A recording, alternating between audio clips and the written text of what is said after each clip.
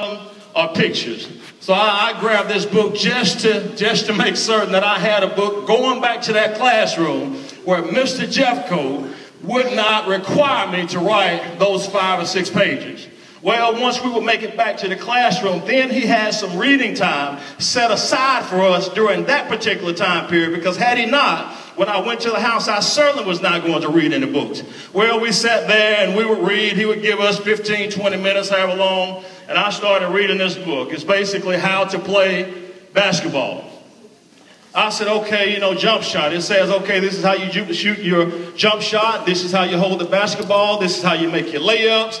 And I was like, oh, man, this really is not that hard. So I would go home in the afternoon, had old goal with a bicycle rim. You don't know anything about that in the backyard. And I would try, say I had to make a right-hand layup. You jump off this angle, jump off your left foot. I said, oh, man, this is pretty easy. So then I went back the next week and found out that there was another book. There were actually 4 series. You had jump shots, dribbling, and all this kind of stuff. This was in the 9th grade. Had it not been for Mr. Jeffco, had it not been for him requiring us to grab a book, had it not been for him making us essentially sit down and read a little bit, I never would have had the nerve to try out for basketball in the 10th grade, and then to have individuals looking at me for scholarships by the 11th grade. Had it not been for Mr. Jeffco, had it not been for this book, somebody say, how in the world did you get a hold of that? Did you pay the dues on it? Okay, this is the book. This is the book. But had it not been for him doing that, I know that I would not be where I am now. I look back over my life and I see several Mr. Jeffcos in my life. My basketball coach, several individuals who were there at the school who assisted me. There were a lot of individuals I wanted to be like. I wanted to emulate. I wanted to imitate. And those are the individuals who really gave me that yearning on the inside to go on and to do more with my life. Guys, this foolishness that has gone on the past few months, you can use it to make you bitter, or you can utilize it to make you better. I know that you've had some struggles even here. I know that some of you have, as I understand it, you were told to build a bridge and get over it. That I would never be back, as I understand it. Well, look at me now. I'm back.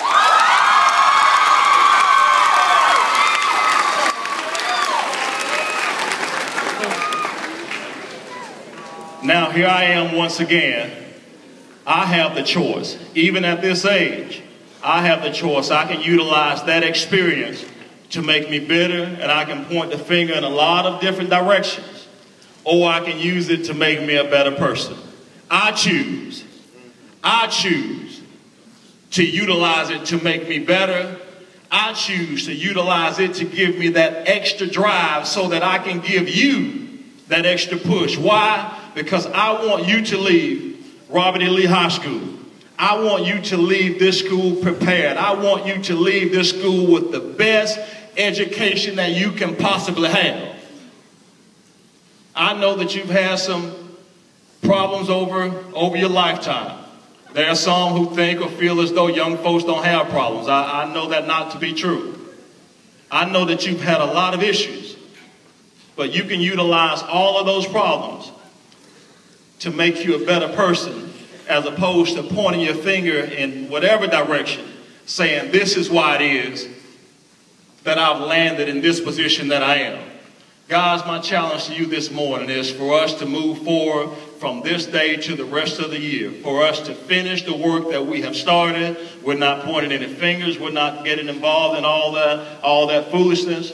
Okay, we're going to utilize all of that as an extra push for us to get done the job that we need to get done.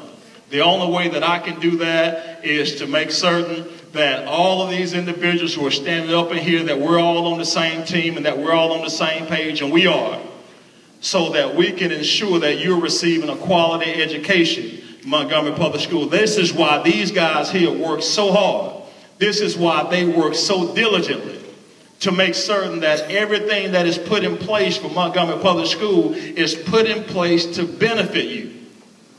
My dad, when I was born, he was 57. He was always older.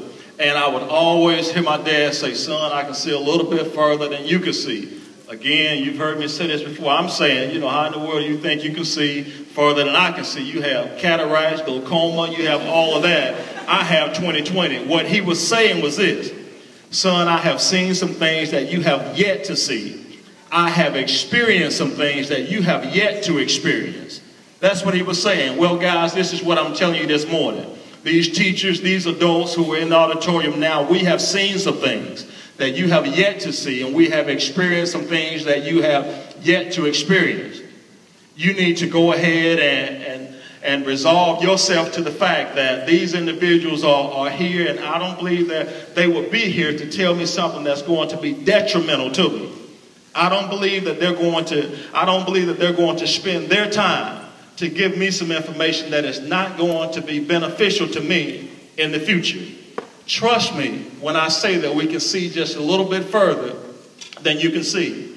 I want to see all of you leave Robert E. Lee High School and go on and do something productive in life. Some of you will go on to college, some to trade school, some to the military, some directly into the workforce. But whatever it is that you choose to do, I want you to do it, and I want you to be successful at it. Don't point fingers and make excuses. When I went off to school, my dad gave me what he had. He gave me some words of encouragement, and he went into his wallet and he gave me the money that he had to give me when I went to Huntsville. He gave me $1. That's what he had. Now, I could have said there's no way in the world that I'm going all the way to Huntsville, Alabama, 4.5 hours away with $1 in my pocket. Again, you can use those experiences to make you bitter or better. I went anyway. Brother and sister, they took me, and my sister had just gotten this car, was 6 years old at the time, but it was the newest car that we had ever had in our family. 6 years old at the time. They took me to A&M to drop me off, and they saw how spread out everything was. It seemed as though the nearest store was about from here to Tuskegee. They took me and they dropped me off, and this is what my sister did for me. My sister left me her car. She didn't have one.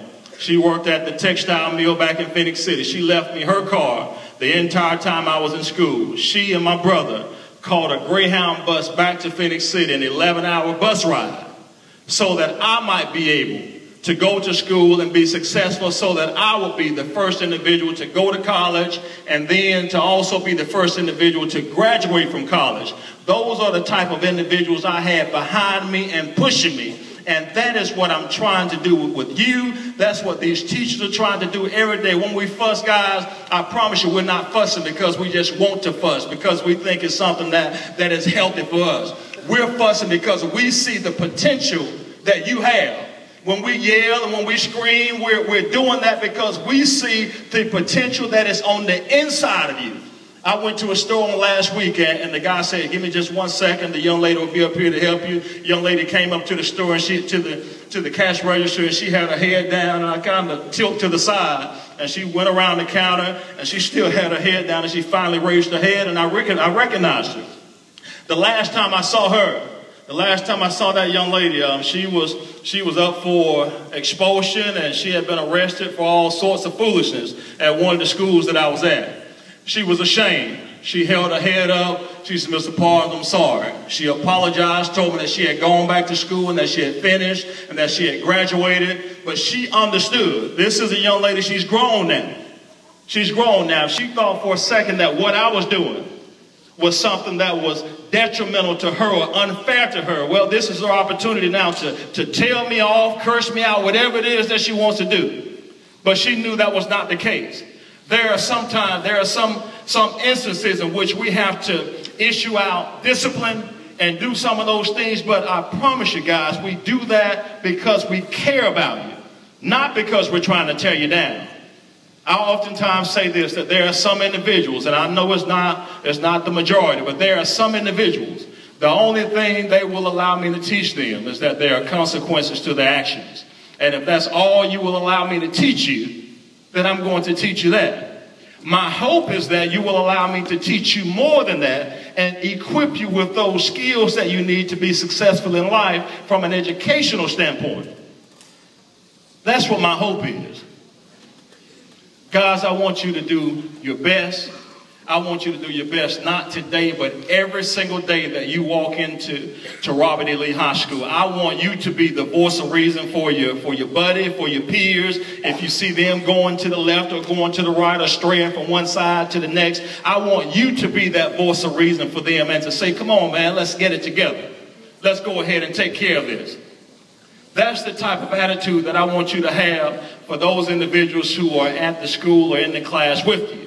I want you to basically have this attitude that we're in this thing together and that we're not going to allow any one person to fall. That is my hope. That is my challenge. I want you to be successful in life. When you get all you want in your struggle for self and the world makes you king or queen for a day, then go to the mirror, and at some time or another, guys, that's what you're going to have to do. You're going to have to be able to go to the mirror and look at yourself and see what that person has to say. For it isn't your mother, father, sister, or brother whose judgment upon you must pass, but the person whose verdict counts most in your life is the one staring back in the glass. He or she is the fella to please, never mind all the rest. For he's with you right into the end, and you pass your most difficult test if the person in the glass is your friend. You can fool the whole world down the highway of years and take pats on the back as you pass, but your final reward will be heartache and tears if you've cheated that man or woman in the glass.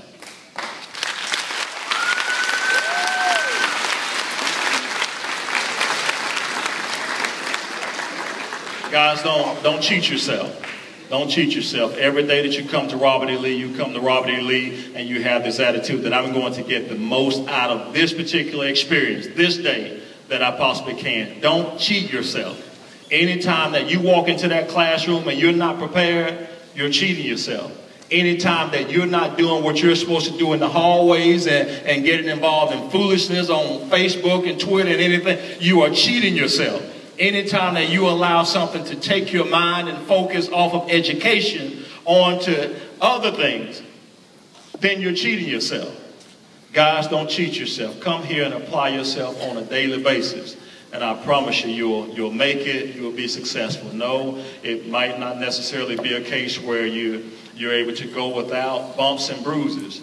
But we know that it's in those struggles that we truly become who we truly should be in life. Thank you so very much for all that you have done.